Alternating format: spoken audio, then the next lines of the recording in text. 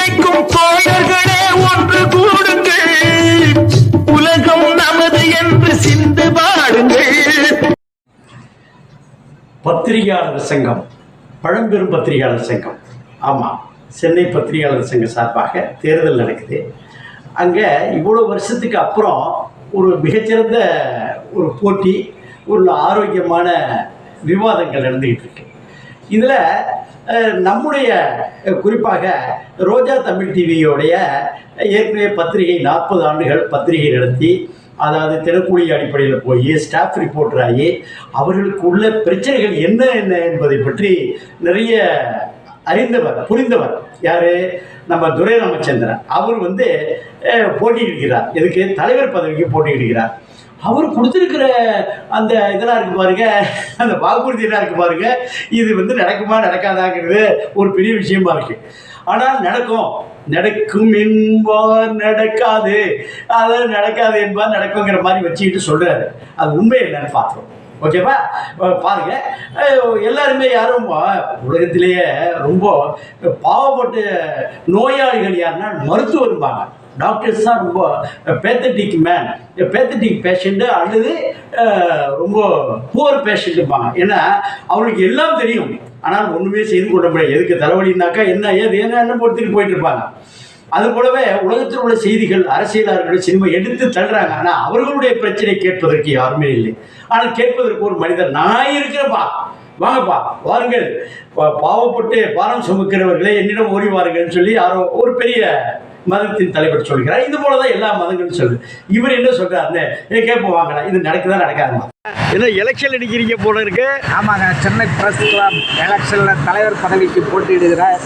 அந்த தலைவர் பதவியில் லிஸ்ட்டில் முதல் பேர் என்னுடையது தான். 1 துரை ராமச்சந்திரன் இருக்கும். அந்த 1ஆம் நம்பரில் ஓட்டு போட்டிக்கிட்டா நான் வெற்றி பெறுவேன். நான் ஏன் வெற்றி பெறணுங்கிறதுக்கு ஒரு தேர்தல் வாக்குறுதி. ஆமாங்க, அந்த தேர்தல் வாக்குறுதி பெரிய இதாக கிளப்பிட்டு இருக்கு. என்ன சொல்ல போறீங்க? காது குத்துறீங்களா? முடியுமா அதெல்லாம்? ஏன் முடியாது? சொல்லுங்க. ஏன் முடியாது? கலைஞர் எல்லோருக்கும் டிவி கொடுப்பேன்னு சொன்னார். அப்போ எப்படி கொடுப்பீங்கன்னு கேட்டப்ப அவர் சொன்னார், கொடுத்து காட்டுறேன் அப்படின்னு. அதே போல் கொடுத்தாங்க. நான் விருத்தாசல தொகுதியில் விஜயகாந்தை எதிர்த்து தேர்தலில் போட்டியிடும் போது வீடு வாங்கி தரேன், மனம் வாங்கி தரேன், முடியுமா? ஆட்டுக்குட்டி இலவசம், மாடு இலவசம், லேப்டாப் இலவசம் அப்படிங்கிற தேர்தல் வாக்குறுதியை நான் தான் கொடுத்தேன். அந்த வாக்குறுதியை அடுத்த தேர்தலில் ஜெயலலிதா எடுத்து அறிவிச்சு கொடுத்தாங்க. ஏன் கொடுக்க முடியாது? முந்தைய கார் தர்றேன்னு சொன்னீங்க, இப்போ ஸ்கூட்டர் தரேன்னா என்னது? Electric scooter. நிறைய வாக்காளர் பெருமக்கள், பிரஸ் கிளப் நண்பர்கள் எங்களுக்கு கார் வேண்டாம் சார், இவி ஸ்கூட்டர் கொடுங்க அப்படின்னாங்க. அதனால தான் டபாயிச்சிட்டீங்க. சரி, விட்டுருங்க. அடுத்தது ரெண்டாவது சொல்லு. ரெண்டாவது என்ன சொல்லியிருக்கிறீங்க? ரெண்டாவது வீட்டு மனை. எப்படி? அரசாங்கமே வீட்டு மனை கொடுக்க தயாராக இருக்கு. எல்லாருக்கும் வீடுன்னு பாரத பிரதமர் மோடி சொல்லியிருக்காரு. தமிழக முதல்வர் மு க ஸ்டாலின் சொல்லியிருக்காரு. அந்த அவர் சொன்னதை நம்ம பயன்படுத்திக் கொள்ள வேண்டியது என்ன? சரி, இந்த ஒரு சவரன் நகை தரேன்னு சொல்றீங்க, ஏன் முடியாது? ஏங்க முடியாது? ஒரு சவரன் என்பது என்ன, பல லட்சமா? ஒரு 55,000 ரூபாய். அந்த 55,000 ரூபாயை ஏன் கொடுக்க முடியாது? முடியும். அதுக்கு என்கிட்ட வழி திட்டம் இருக்கு, அதெல்லாம் வெளியில சொல்ல மாட்டேன். சரி, அடுத்தாப்புல இன்னொன்று சொல்லு. பிரியாணி விருந்து. ஆமாங்க, பிரியாணி விருந்து ஏங்க கொடுக்க முடியாது? என்னுடைய நண்பர்களுக்கு, தோழர்களுக்கு மாதம் ஒரு முறை மகிழ்ச்சிப்படுத்த நான் biryani with hot and gold. தாகசாந்தி வேற பண்றது ஏற்பாடு பண்றீங்க. இதுல என்ன தப்பு இல்ல? தாகசாந்தி மேட்டர் ஒரு தேவைப்படுவோர் எடுத்துக்கொள்ளட்டும், தேவையில்லாதவங்க விட்டுட்டோம். வேற என்னதான் செய்ய முடியுமா? முடியும். சரி, அப்புறம் பிரஸ் கிளப்னு பேர் வச்சுட்டு அங்க கேண்டீனும் பாரும் இல்லைன்னா என்ன பிரஸ் கிளப்? சரி, இந்த கட்டடத்தை பத்தி ஏதோ சொன்னீங்களே, என்ன? அந்த கட்டடத்தையே பாருங்க, கட்டி கொடுத்தது SRM தான் கட்டி கொடுத்துருக்கு. அதுபோல் எனக்கு பல ஸ்பான்சர்ஸ் இருக்காங்க, அவங்க எல்லாம் இதை பண்ணுவாங்கங்க. இவ்வளோ பெரிய கட்டிடத்தை அந்த ப்ரெஸ் கிளப் கட்டி வச்சிருக்கும் போது அதுக்குள்ளே இது இருக்கக்கூடாதா? சரிங்க, உங்க கூட மோதக்கூடிய மனிதர்கள் மிகப்பெரிய குரூப்னு சொல்கிறாங்களே, குரூப்பாக இருந்தாலும் அதை பற்றி எனக்கு கவலை இல்லை. நான் என்றைக்குமே குரூப்பு, கட்சி, அரசியல் இதை பற்றியெல்லாம் கவலைப்படுபவன் அல்ல. நான் என்னுடைய நண்பர்களை, ஓட்டர்களை பற்றி மட்டுமே சிந்திப்பவன். அப்போ என்னதான் சொல்கிறீங்க? இடம் மட்டுமே ஓட்டு கேட்பேன். கடைசியில் என்னதான் சொல்கிறீங்க?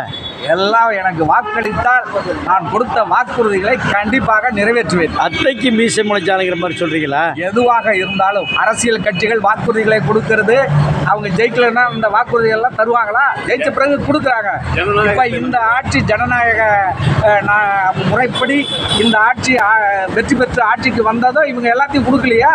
அதே போல நண்பர்கள், உலக தமிழ்நாட்டைச் சேர்ந்த நண்பர்கள் யூடியூப் உலகம் முழுதும் வச்சிருக்காங்க.